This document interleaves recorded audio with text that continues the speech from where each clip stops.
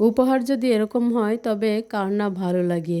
এরকম একটি gift box যদি কারো বাসায় চলে আসে তবে মন ভরে যায়।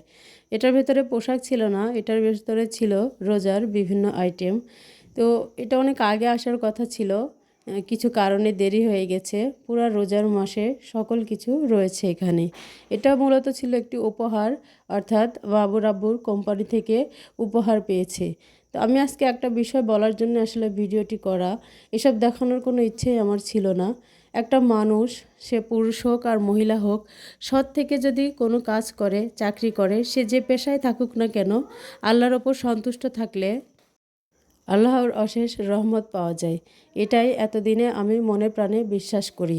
কেউ যদি সৎ থেকে কাজ করে, চাকরি করে, তাহলে সে আল্লাহর ওপর ভরসা রেখে সামনে অনেক দূর আগাতে পারে। তো এটা আমি কার্টুনটি আনবক্সিং করছিলাম, অর্থাৎ কী কী আছে খুলে খুলে দেখছিলাম। তো একটি একটি করে দেখলাম, এখানে সব কিছুই রয়েছে। কাচ্চি মশলা, বিরিয়ানি মশলা, ফালুদা, হালিম, সব কিছুই। তবে এর আগেই এগুলো আলাদা আলাদা করে কিনে রান্না করেছিলাম। এখন যেহেতু সব কিছু চলে এসেছে, ঈদেও ব্যবহার করা যাবে এবং রোজা যে কয়টা আছে এর মধ্যেও ব্যবহার করা যাবে। তো আমরা অনেক বেশি বড়লোক না, তবে যতটুকু প্রয়োজন ততটুকুই ব্যবহার করি। এই বাজারগুলো অনেকটাই আমার এগিয়ে গেল। সব কিছুই প্রয়োজন হয় আসলে। মানুষ অল্পতে অনেক বেশি খুশি থাকে। তো সে অনেক বেশি সৎ, অনেক বেশি নিষ্ঠাবান এবং অনেক পরিশ্রমী একটা মানুষ। আজকে এই কয় বছরে আমি এই জিনিসটাই দেখেছি। আর সব সময় সে যেই কাজটা করে সৎ থেকে করার চেষ্টা করে। কখনোই কোনো হারাম বা কোনো কিছুর মধ্যে সে কখনোই যায় না। তো এটার জন্য প্রত্যেকটা মানুষের উচিত সৎ থেকে কাজ করা। যে পজিশনে যেখানে থাকুক, একজন যদি নিষ্ঠাবান থাকে তবে সামনে অনেক দূর আগাতে পারে। তো এটার জন্যে এই বাজারগুলো আমার দেখানোর মূল উদ্দেশ্য ছিল না। মূল উদ্দেশ্য ছিল আপনারা যেখানে কাজ করেন, যেখানে থাকেন, সৎভাবে চাকরি করবেন বা যে পেশাতেই থাকেন, আপনি একজন রিক্সাওয়ালা হন, আপনি একজন মুচি হন, আপনি একজন ছোট ব্যবসায়ী হন, আপনি একজন বড় ব্যবসায়ী হন, আপনি যদি সৎ থাকেন জীবনে অনেক কিছু করতে পারবেন।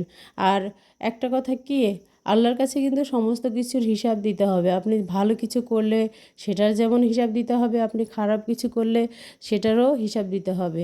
এর জন্যে আল্লাহকে ভয় করুন। আল্লাহকে ভয় করে অন্তত খারাপ কাজ থেকে দূরে থাকুন। তো এই জিনিসগুলো আমার খুবই ভালো লাগছিল। আমার খুবই এই মশলাগুলো খুবই পছন্দের। কখনো কোনোটা খেতে ইচ্ছে করে। তো এটা একবারে হাতের কাছে সব কিছু পেয়ে গেলাম।